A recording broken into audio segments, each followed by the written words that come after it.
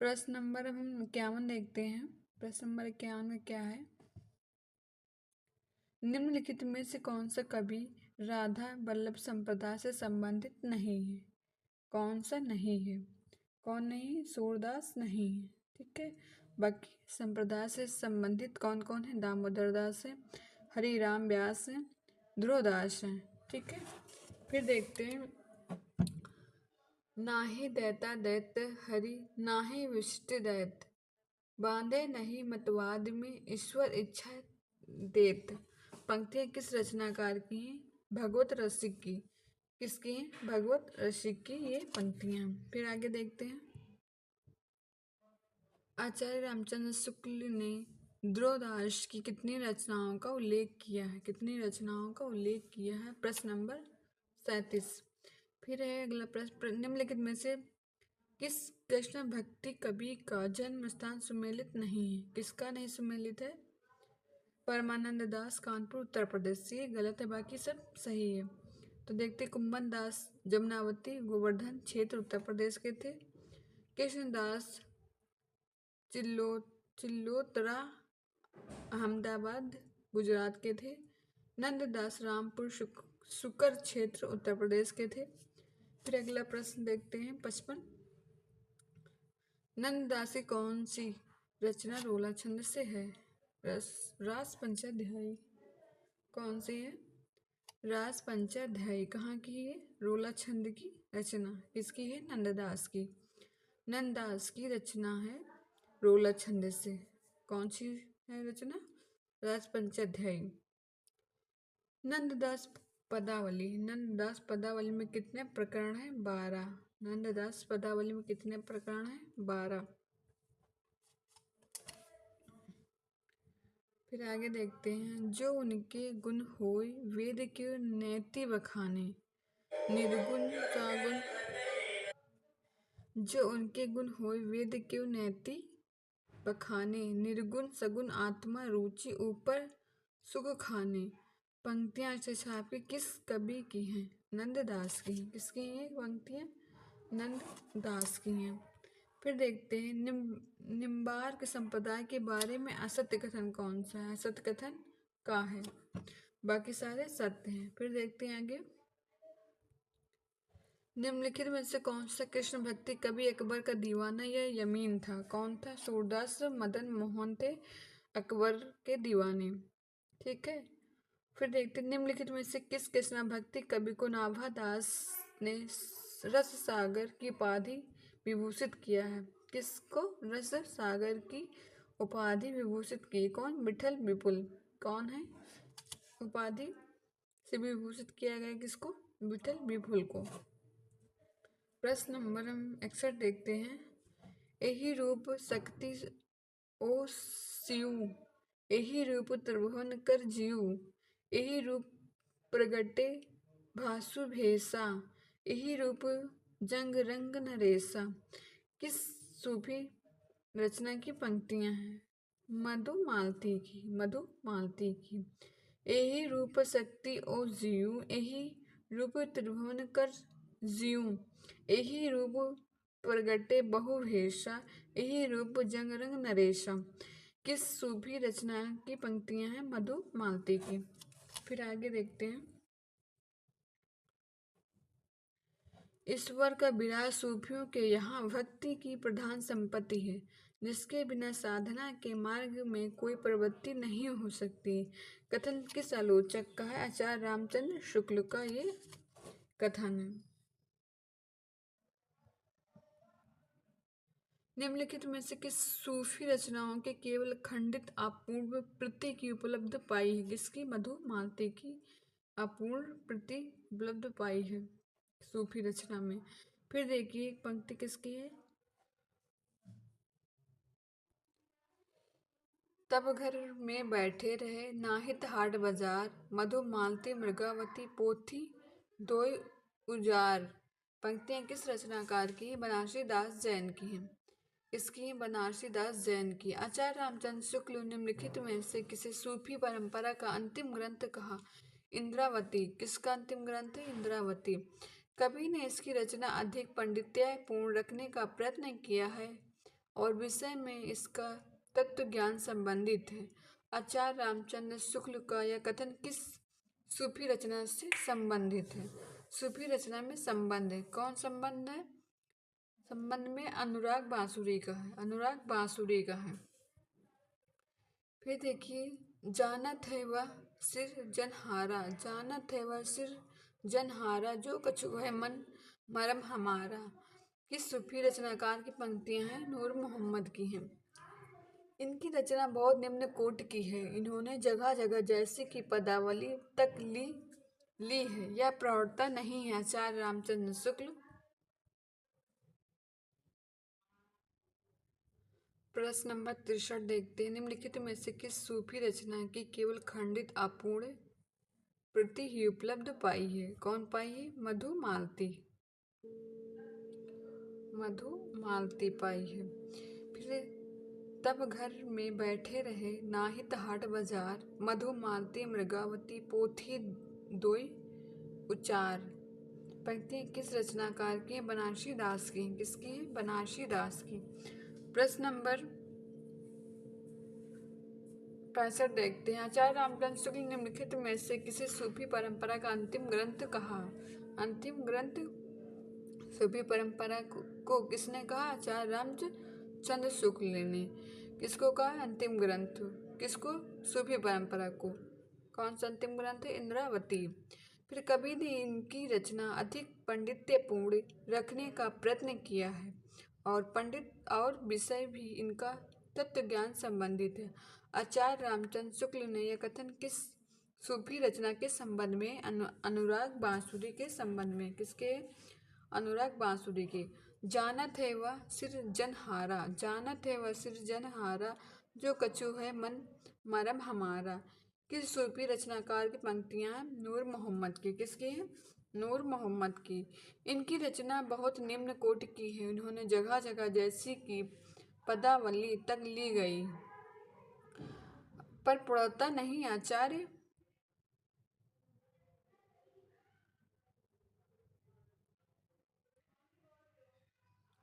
आचार्य रामचंद्र शुक्ल का यह कथन किस सूफी रचनाकार के संबंध में है? किसके संबंध में? कासिम शाह के संबंध में है। कौन सा कथन? जो हमने आगे पढ़ा है। फिर प्रेम काव्य की दो धाराएं, प्रेम काव्य की दो धाराएं स्पष्ट हैं। एक शुद्ध भारतीय प्रेम काव्य की और दूसरी सूफी रहस्य काव्य की कथन किस आलोचक का है? आचार्य विश्वनाथ प्रसाद मिश्र का है। किसका है? आचार्य विश्वनाथ प्रसाद मिश्र का है। फिर देखिए, नाद नारद तब रोई पुकारा, एक जुलेहे सो मैं हारा। यह सूफी रचनाकार की पंक्ति कौन सी है? किसकी है? जैसी की। पद्मावत का सबसे बड़ा सौंदर्य पात्रों के मनोवैज्ञानिक चित्रण में है। कथन किस आलोचक का है? डॉक्टर रामकुमार वर्मा के सौंदर्य का ये मनोवैज्ञानिक चित्रण है। फिर देखते हैं नागमती, नागमती वियोग खंड पद्मावती का कौन सा खंड है? नागमती वियोग खंड पद्मावत का कौन सा वियोग खंड है? तेईसवा खंड, 30 मतलब। नागपति वियोग खंड पद्मावत का कौन सा खंड है? 30वां। फिर देखते हैं, गगन होता नाही माही, होती होते चंद नाही, सूर ऐसाई अंधकूप महारचा मोहम्मद नूर। किस रचनाकार की पंक्तियां हैं? अखरावट की। अखरावट की। किसकी पंक्ति हैं? अखरावट की। जैसी पहले कभी बाद में सूफी कथन किसका है? जैसी पहले कभी बाद में सूफी कथन किसका है? विजयदेव नारायण शाही का है। किसका है? विजयदेव नारायण शाही। ओ मन जाने कबित असकीन्हा, मंकु या रहे जगत महलीन्हा। किस सूफी रचनाकार की पंक्तियां हैं? जैसे कि। किसकी है? जैसे कि। भा अवतार मोर 9 सदी, 30 बरिस ऊपर कवि बंदी। जैसे कि किस रचनाकार की पंक्तियां? आखिरी कलाम की हैं। फिर देखते हैं प्रश्न नंबर 77। निम्नलिखित में से कौन सा रचनाकार सही नहीं है? कौन सा नहीं है? खा सही नहीं है। कौन सा सही नहीं? गा सही नहीं, गा।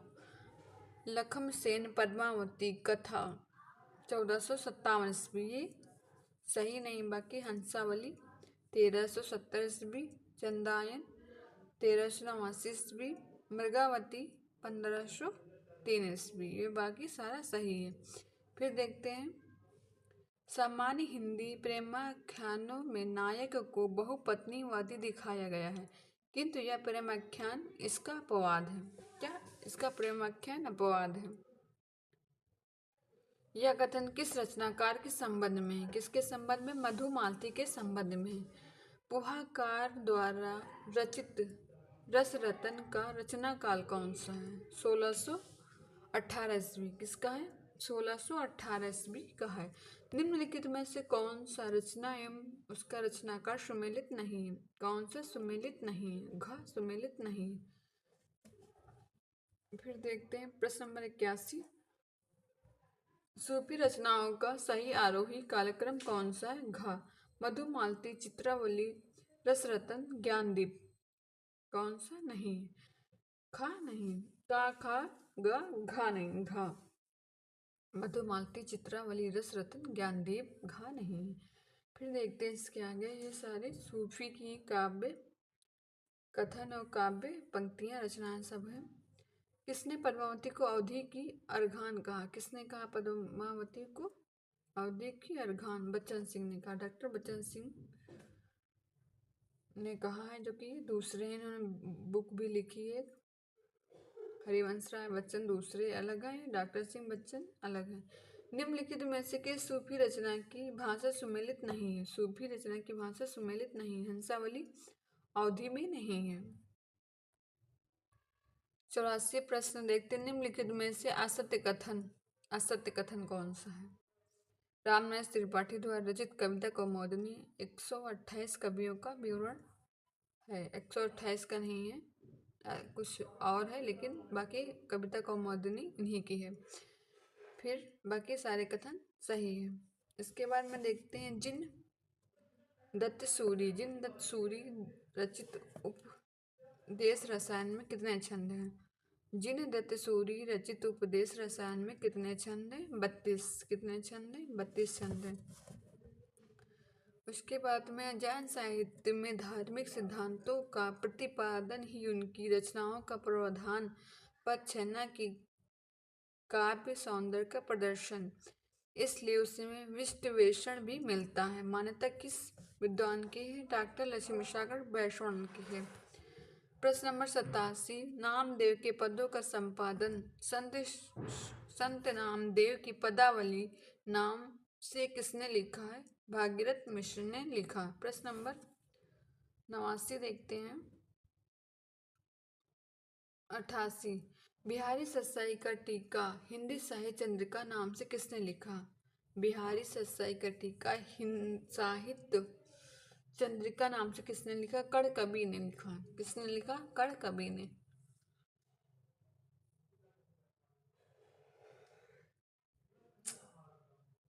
प्रयोगवादी काव्य जहाँ अपनी शैली तथा रूप प्रधान में अतिव्यक्तिक हो जाती है, वहाँ अपनी भावना में जनवादी कथन किसका है? सुमित्रा नंदन पंत का है। किसका है? सुमित्रा नंदन पंत का है। फिर देखते हैं, किसने नई कविता को पुराने और नए मानव मूल्य के टकराव से उत्पन्न तनाव की कविता कहा? किसने कहा? धर्मवीर भारती ने कहा। डॉक्टर राम कुमार वर्मा के एकाकियों का सही अनुक्रम कौन सा है? कौन सा है? ये वाला सही है। फिर देखते हैं, विद्यानिवास मिश्र का कौन सा निबंध एवं उसकी शैली सुमेलित नहीं है? हिप्पी पंथ आलोचनात्मक निबंध है।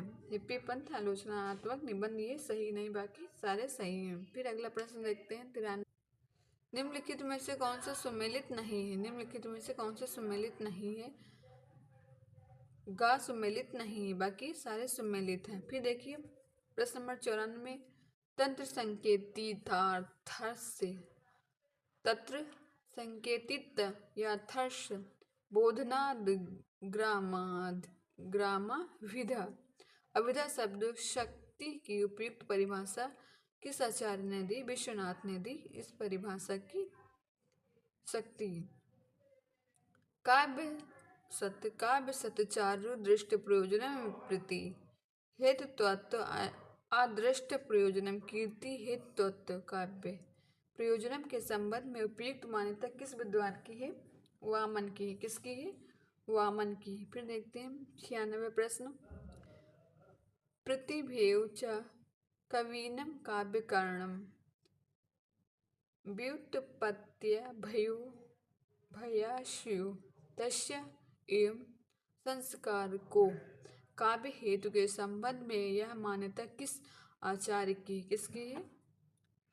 वाग्भट की है। फिर देखते हैं ये रस रहस्य गिह नो धर्मा शौर्य दीवात्मना काव्य गुणों के संबंध में यह मान्यता किस आचार्य की? मम्मट की है। फिर देखते हैं काव्य दोषों के संबंध में सम्मिलित नहीं। कौन सा सम्मिलित नहीं?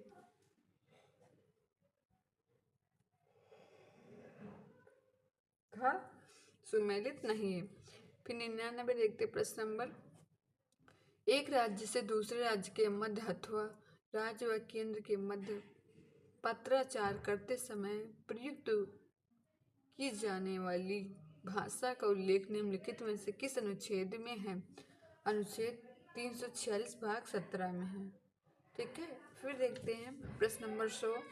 जब वेदना के आधार पर स्वानुभूति अभिव्यक्ति होने लगी तब हिंदी में उसे छायावाद के नाम से अभिहित किया गया। किस रचनाकार का है ये? जयशंकर प्रसाद का। किसका? जयशंकर प्रसाद का ये कथन है। प्रश्न नंबर 1 देखते हैं फिर 101। किसने छायावाद का स्पष्टवाद कहा? किसने छायावाद को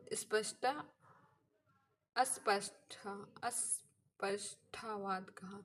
किसने छायावाद को अस्पष्टवाद कहा? किसने कहा? सुनील कुमार ने कहा।